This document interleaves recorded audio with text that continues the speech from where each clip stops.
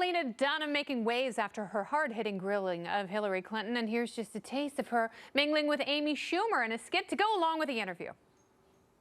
How are you? I'm great. I'm just here to try to interview Hillary. How are you? Oh my God, I'm about to go see her. You want to meet Hillary? Yeah. Come with. Yeah. Oh, you know what? I'm gonna go in. It's okay. Oh, let us discuss all things interview with the party panel. Joanna Zaczynski is here, co-host of Red Eye and the Greg Gutfeld Show. She's a correspondent there. It's really fun. Michael Malice is here. He's the author of Dear Reader, and he's always fun at parties and weddings. And Molly Hemingway, she is the Federalist senior editor and a seductress of the highest order. Thank you all very much for being here. Thank you. Thank you. So, Molly, Hillary admits to Lena Dunham that not only is she a feminist, but she's surprised that more women don't also claim the mantle of feminism. Yeah, she said she was puzzled that so many women didn't identify as feminist. And you never hear this in the media, but actually 80% of Americans do not identify as feminist. And in the interview, yeah, she says, well, you know, it just means that we believe men and women are equal. And I feel like if that were true, someone should tell feminists, because all they do is spend all their time being like full of grievances and complaining about men and not just enjoying that men and women are different and we get to work together and live together. And they just like don't represent any of actual women's interests. Yeah, and you know, it was one of those interviews where I didn't really expect Lena Dunham to push Hillary Clinton or to get any truly interesting or engaging nuggets. But why did Hillary Clinton do this interview? Well, the eternal question between the two of them was obviously pebbles versus cigars, which were we going to go with. No, she is trying to play to the only core constituency Hillary has left, which is women who are young, unattractive, and loudmouthed and annoying. And Lena Dunham is the queen of that. I mean, she's pretty much the cure for heterosexuality. That's not true. Her boyfriend is, he's handsome. He dated Scarlett Johansson. And he's in a rock and roll band that's quite good. Yeah, I'm sure. I'm sure it's exactly what it appears to be. It surely is. So, Joanna Zaczynski, you are a millennial. Obviously, you were moved by the interview. I mean, this interview was tailor-made for you. I was cringing the entire time. It's like when I watch my mother at a cocktail party trying to be funny or talking about Lenny Kravitz's junk. I'm sorry, that should never happen. And I think, too, it's just the fact that I dislike Lena Dunham and Hillary Clinton like equally. That was like a great pairing of people I really don't like. You think maybe it'll be likable. Maybe I'll suddenly find her relatable. Like the two will cancel each other out. Yeah. Didn't happen. Well, and she also didn't challenge Hillary on criminal justice reform. You know, Lena Dunham set up the question so Hillary could spew a prepackaged talking point about how communities of color have come together and police and disparity and unfairness, although she and her husband really created that environment. It's just amazing how much Hillary is not opening herself up to actual interviews. Like she's done this tour with Ellen DeGeneres, that guy from Saved by the Bell, now this puff piece, yeah. And and you know why? Because like every time she actually does a real interview where people push her, she does horribly. And she did that interview with Chuck Todd on Meet the Press where he asked and answered. Time to move on. That was the talking point after the show. Yeah, well, her model is the greatest, most underrated president of all time with the biggest landslide, Warren Harding. They told him, sit on your porch, don't talk to anyone, and he won resoundingly. So that's not a bad model to follow for her. Yeah, no, I really think they wanted to keep her out of the race, and that's the model that Joe Biden is following. In fact, a new NBC Wall Street Journal poll says that if Joe Biden enters the presidential race, he will be the most popular candidate running. 40% of Americans have a positive impression of Uncle Joe right now, while 28% have a negative impression. Hillary Clinton is at 49% positive, or 39% positive, 47% negative, underwater, they call it in the industry. And Bernie Sanders stands at 32% positive, 22% negative. Not bad numbers for him. And according to CNN, Joe's ranking makes him eligible to participate in the Democratic debate, which he could parachute into as late as the day of. Why wouldn't he do that? I mean, why wouldn't he announce his candidacy just a couple of hours before the CNN debate and then rock it? Absolutely. There's no upside for him announcing earlier. And the great thing about Joe Biden is he really harkens back to a time when the Democrats and Republicans could work together. Yeah, he's an old party hack, but he's not an ideologue like Sanders, and he's not soulless like Hillary. He's just like a blue-collar union Democrat, and it's easy to make fun of him, but he would actually be able to get things done in Washington far more than the other two. Well, he kind of seems like a normal Democrat. You know, he's not a hate-filled extreme extremist who's, running to the fringe of his party. He What do obviously you have against hate-filled extremists to run to the fringe? I'm sorry, I'm going to take this mic off right now. Are you love serious? fringe. Yeah, so does Lena. Yeah, no, I know. Y'all love Fringe. She loves Fringe hot pants. But Michael's right. Not only is she not Hillary, she's not Bernie. Oh, yeah. That's true. You know what I think? Thank though? you. It's the idea You're welcome.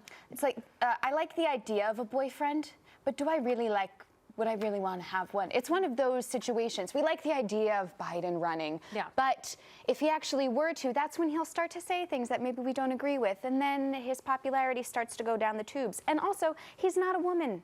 And I really do think that the Democrats want their nominee to be a woman, even if it's Hillary. Well, I think Joe has a feminine side, but when will his gaffes bubble to the surface? I don't know. There's just, first of all, no question that he's the most likable guy in the race. Like in that contest of who do you want to sit and have a beer with, he wins that, by far. He likes his wife, he likes his family, he's got the common touch, even if that touch is a little bit handsy at times. It's a little handsy, isn't it? But I mean, in a contest between Hillary and who's, looks like a robot or acts like a robot when she campaigns, and Bernie, who wants to add $18 trillion of debt to our country's spending, I mean, it's just, there's no question. Yeah. But yeah, as a candidate, he actually has some problems. He doesn't have a good record. He was more or less, he doesn't have any like signature policy achievements, and the ones that he has have been, routinely criticized in terms of criminal justice reform or other legislative accomplishments. So he'll be a weaker candidate, but he still has to compete against two extremely weak candidates. Fun fact, the ironic thing about Joe Biden is he doesn't drink. When they had the beer summit, he had no duels. What? Yeah. Okay, What? so now That's a done. She's out. Yeah. No fun. And Hillary not only reminds me of a laptop or a robot, she reminds me of a laptop from the 90s. Like in 1995, I got my first laptop and it was so cool. It was like, I have a laptop computer. But if I wheeled out my 90s laptop now, I would probably use it as a coffee table. It's that big. Yeah. The panel returns in moments. We are on dropout watch in the GOP race. Lindsey Graham is not at all happy about that. Hi there, Senator Lindsey Graham. Hi, Senator Graham. He watches every night. He's an underdog in the Republican primaries, and he's telling the GOP to quit trying to narrow the field. This comes as an RNC spokesperson said he doubted the next debate was going to feature an undercard event. The panel is back. Joanna Zaczynski, Michael Malice, and Molly Hemingway. So is Lindsey Graham right to blame the RNC for shrinkage?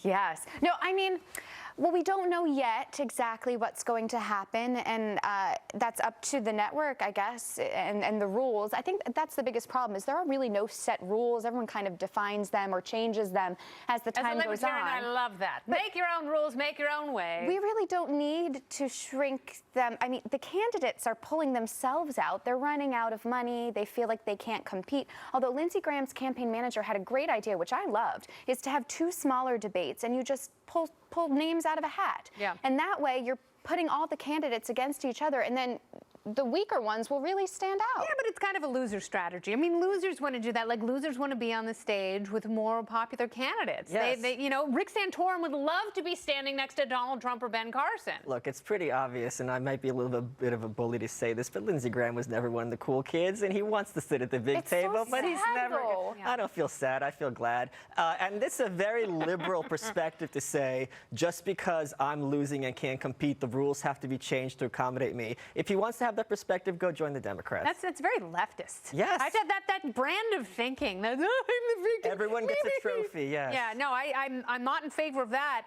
But you bring up a good point that it's wrong to shrink the field prematurely. Explain, Absolutely. madam. And I hate to say this, but I think Lindsey Graham is absolutely correct on this and this alone, perhaps. But I mean, this has been fun. This has been great. We're actually having policy debates. I mean, the entire reason Lindsey Graham got in the race was so he could advocate for his bomb every country foreign policy approach. It's not going well for him, but he's at least able to make his case. And you get to have a debate between him and Rand Paul, who wants a more restrained approach about when and where we intervene and what the effects of that are going to be. But you have these debates on education, Common Core. States' rights. Yeah, I mean, all these, I'm having a blast. And also, the donor class in years past in the establishment, they just picked their candidate and they sort of quickly agreed it was going to be him, and we all had to deal with it. And this is like a revolt from everyone on all sides. They're just saying we're sick of that way of picking things, and it's fun. I don't see why we need to. I don't have a end problem this. with that at all. I mean, I love that the Democrats are angry at Debbie Wasserman Schultz for curtailing the number of debates on the Democratic side, and I don't have a problem with Republicans taking issue with the RNC as well. I think a little bit of chaos and the political system, it's good, and it's been a long time coming. Yeah, but look at what the voters want. With the resignation of John Boehner, Harry Reid under fire, the Republican Party, the people voting are saying the time for honest disagreement is over. It's time for honest agreement, and let's get into lockstep and tear this mother down. And I think that's just absolutely wonderful. All right. Do you think there should be an undercard at the next debate? Should we have 2 stages? Honestly, no, because the last debates, I sat on my couch for 5 hours straight. 5 hours. Watching both hours. of those. That was a lot of wine. Yeah. I don't know if my body can take it. I don't. So yeah, I agree. Cut it to 1. For the love of Joanne Nozachinsky's liver, winnow the field. Okay, or put all 75 of them on stage. Throw Jim Gilmore in there. Is he still alive? Okay. I know. too God soon. bless him. Really too soon. Truly. I meant his political career, of course. Speaking metaphorically, the panel returns shortly to discuss Justin Bieber's desire to be Jesus-y. And we'll give you the lowdown on the theological ramifications.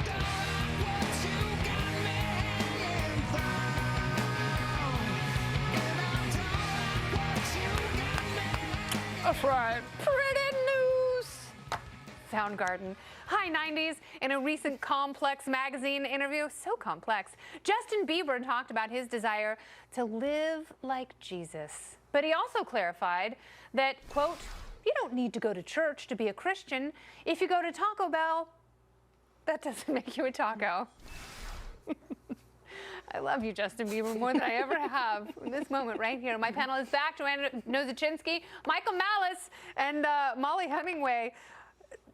Does it make you a taco though? Okay, so I love analogies. I really do, but I think it was, if you love tacos, you don't have to go to Taco Bell. He's a novice. It's just, it's new. It's new to him. So he's working out the kinks. He's truly like a young man who just watched The Secret for the first time.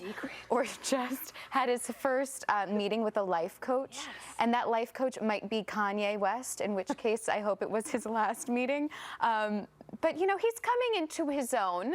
He's figuring all of that out, and I'd rather this, I guess, than a bunch of cussing and lame egg throwing. Well, speaking of cussing and lame egg throwing, Justin Bieber had an incredible quote. He was discussing why he urinated in a custodial bucket that also had a mop in it, and he said, "Dude, what is bratty about pissing in a bucket?" I'll let you take that, Michael. Truly, Justin Bieber is the Confucius of our age, asking questions that are like Cohen's, unanswerable by us regular mortals. K-O-A-N. I'm just glad he's not making inappropriate, yes, thank you. I'm just glad he's not making inappropriate Anne Frank references anymore. Oh, dear. And he's just making cracks at Taco Bell, so at least he's toning Dear it down. Anne, you totally would like my show tonight. You'd be a awesome. believer. Yes. Oh, it hurts. All right, so I have had I've had such a strong puckering reaction to him for so long. He just drives me crazy. But you actually, you liked him. I kind of liked the interview. And I mean, I was thinking about how bad he was a couple years ago. It wasn't just the stuff like with the Anne Frank, but he got arrested. That whole Anne Frank thing, drama. He was arrested for like drag. For riding a car, drag racing and drinking in Florida, and he had that issue where in his plane he was smoking so much weed that the pilots had to wear oxygen masks. He abandoned his monkey in Germany? Yeah. The monkey. I mean, it's Well, he had so. to. I actually think this. Maybe that monkey was Zeke that we saw in the Tropical Storm. Go ahead. So I think this shows like some nice. I like where he's going with this, and I also love that he combines his discussions of theology with heavy cussing because I also do that. Yeah. And so I think the Lord didn't give us a salty vocabulary and a sense of humor for no nothing. reason. Right, Yeah, exactly. Exactly right. Well, today is National Coffee Day, and you can celebrate by drinking hot Java until your eyes pop out, and you can move backwards and forwards through time with no effort at all. Not everyone is fully committed to the National Coffee Day phenomenon. When asked if she's a pumpkin spice latte kind of girl, Hillary Clinton said she used to be, but ditched it because of the calories and because of polling data. All right, so Michael Malice, what is your stance on coffee and the pumpkin spice latte? Well, the term for someone who used to be a pumpkin spice latte girl and now isn't is hipster, right? She used to be basic, now she's a hipster, that she's trying to get that Lena Dunham vote again. But I'm against coffee. I don't drink it at all. Oh my God. Men are talking. Because I'm already tweaking naturally. I wish my hand-eye coordination were masculine. I'm already tweaking, so I don't need to be even more jittery and bouncing off the walls. That's true. No, high energy people can be sent over into the dark side. Does she like her coffee like she likes her men? I think she does like her coffee like she likes her men. Now is that? Let's go with unfaithful and full of crap. Full of crap? She likes her coffee full of crap. Okay. Sure. It's Hillary we're talking about. Come on now. By the way, she planted that question, which I think is so telling. Yeah, that's and what it's came out She's today. planning all her questions. You can't have her be But like, can't spontaneous. you plan 'cause she- something better than a pumpkin spice latte? But that's code for like urban white girls. Yeah, Okay. and you know, if she understands the reference, people are like, oh, she's just like me. She goes to Starbucks. Ironically. Maybe she does yoga lattes as well. What is the best coffee since it is National Coffee Day? Ooh, okay. I love coffee from Wawa, which is a Wawa offering free coffee today. yes, a lovely. But we don't have I'll them give in you a New whole York. list. Pete's Coffee and Tea, Dunkin' Donuts, and there's still time for some of you, especially on the West Coast. Lamar's Donuts, JetBlue, Sheetz, Pilot, and of course, Flying J, where you can also get free coffee and a free visit from a lot lizard. But yeah, I like when my coffee tastes like coffee. A latte with the sugar every once in a while, maybe as a snack. But no, you should be able to taste the coffee flavor in your coffee. I had a cup of coffee the other day that was called the Unicorn. I'll explain it to you all, and you could vomit in order. It was half and half, cold brew coffee, maple syrup, and cocoa powder. Go back to Canada with Beaver maple syrup. Yeah, we're gonna be on Jesus-y. Right. Well, these days you can hardly do anything without being hardly. These days you can hardly swing a dead cat on Mount Everest without hitting some punk climber looking to scale the thing on a lark. So true. This week, after a series of complaints about too many mountaineers clogging routes, the Nepalese government announced plans to ban novice climbers on Mount Everest to limit overcrowding and lessen skeleton buildup. I think that's the actual phrase for it. Black for mountains. Everest, no big deal. It's a nature hike, right? Yeah, I mean, like, do we really need to tell people that they shouldn't be hiking this as novices? It's not just like a stroll around the lake or whatnot. I mean, this is absolutely ridiculous. Oh, he's got some granola bars and a North Face jacket and a cantina. He should be fine.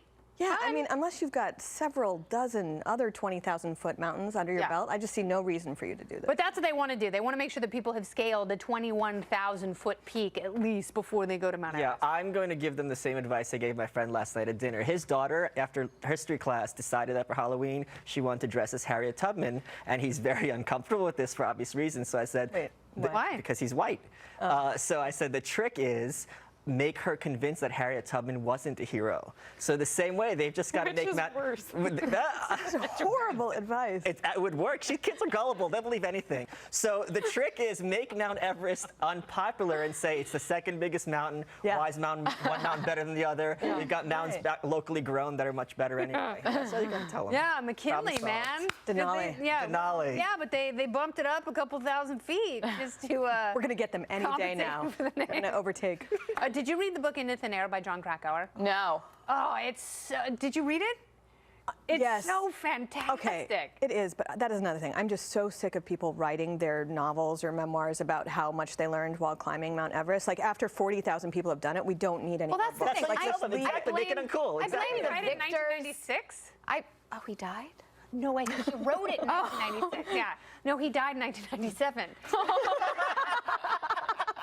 She's so insensitive. I can't get around her. I do. Man, I first Jim blame- Gilmore. Yeah, and Harriet Tubman. I blame Wow. writers. I blame Hollywood for, glorifying what's really an awful, awful climb. Yeah. Maybe you feel good at the end. Maybe you don't. And you try to convince other people that you feel good about it because you know how Fill up awful the emptiness it was. inside. Oh, yeah, Yes. but people, I mean, with that, the black nose and fingers, and, whew, it is just not fun. Molly, Michael, and Joanne, thank you so much for being here tonight. Thank you. Lessons were learned, lives were changed.